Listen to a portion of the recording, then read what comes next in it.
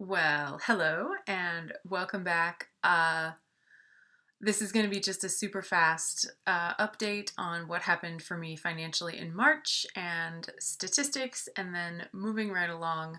I hope to do something longer at some point. Maybe April will be the one, because I would like to share a lot about what's going on for me lately, and it's all just good, but I actually don't have a ton of time to make a video right now. So I thought I would just give the barest update and, you know, all that kind of stuff. So anyway, welcome if you've never been here before. Obviously, this isn't the greatest introduction, but I use this channel to just track my journey out of debt. I have quite a bit of student loan debt, although actually, the best news is it's getting significantly less and less all the time.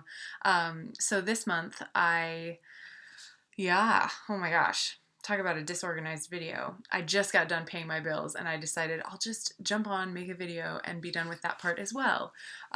So we're just trying to get done with stuff today. Anyway, in the month of March 2021, and today is actually March 21st, so it's Sunday late afternoon, and I just paid all my bills and got things organized. I actually had kind of thought I would do this with like a celebratory sparkling water in hand, and I haven't even run to the kitchen to go get one. So, no celebratory beverage in hand, but I feel like it.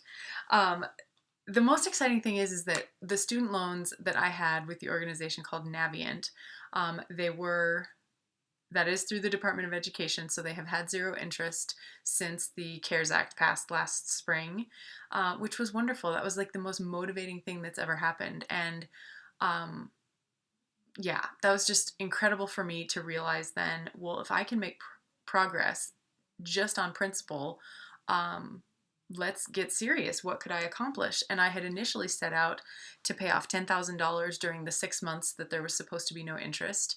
And I did that, and then a little bit extra because I had sold a scooter that I owned at the time. And then, of course, as we know, this zero interest got extended and extended. And so I just thought, well, okay, let's keep it going. And when it was first extended to the end of last year, I thought, okay, there's 3 more months. I should be able to pay off 5,000 since I did 10 in 6 months. And I did that.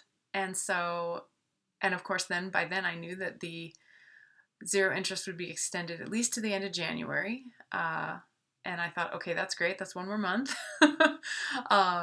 And by then, of course, Biden had won the election, and at some point in January, it was announced that this zero interest was going to go on for even longer. But I had already set a goal and knew that whether the interest returned or not, I was going to finish paying off my loan held by Navient by the end of the first quarter. And so all of that is to say, today I just made the last payment I'll ever have to make to Navient. I can't wait to see the email that says it's paid in full, and of course I'm gonna, take the screenshot, print the page, all the things to have like I want the proof. I want the proof and I want to hold on to it. I don't ever want to hear from them again. But it's done. It's done, it's done, it's done. And so now I can turn towards the loan that is held by an organization called Aspire.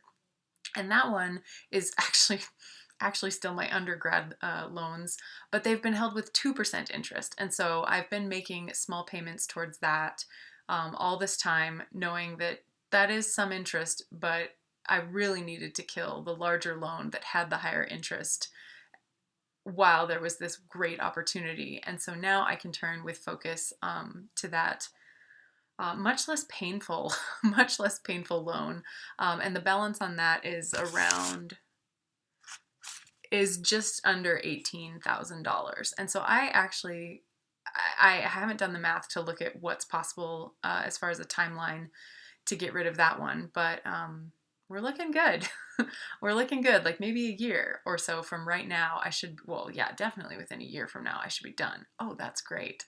So yeah, this is just fantastic. So anyway, what actually happened this month? The statistics are, I paid off $1,934 of debt between the two loan payments that I needed to make. And this month that only represented 42.8% of my income. And that's because this month I got a tax refund and I counted it as income because I was going to use it. And I also got $1,400, the stimulus, and I counted that as income because I was using it. And how I used it was obviously there were bills this month, there was normal life. I paid off the last payment of my Navient loan, which was like $1,780. So it was a nice big payment to just be done with it. Why let that creep into April at all when I could pay it this month? I could finish it with the goal timeline I had in mind of paying it in the first quarter. And then I put a bunch of money into savings with the rest of what came from the stimulus and my tax refund. So that's nice because I had kind of taken a risk at the end of last year, dipping into savings to make a big payment on my loan, not knowing how long the zero interest was going to last. And now I'm repaying my savings, and I'll do that the little bit that I was just able to repay it.